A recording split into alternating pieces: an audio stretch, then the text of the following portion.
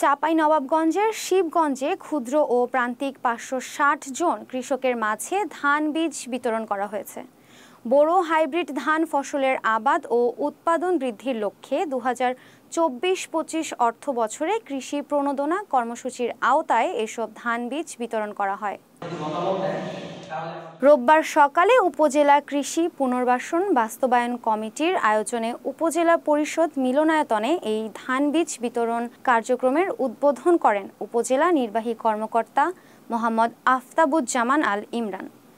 এ সময় উপস্থিত ছিলেন উপজেলা কৃষি কর্মকর্তা নয়ন মিয়া, উপজেলার সমাজসেবা কর্মকর্তা কাঞ্চন কুমার দাস ও উপজেলার প্রাণী সম্পদ কর্মকর্তা ডাক্তার শাহাদাত হোসেন সহ অন্যরা।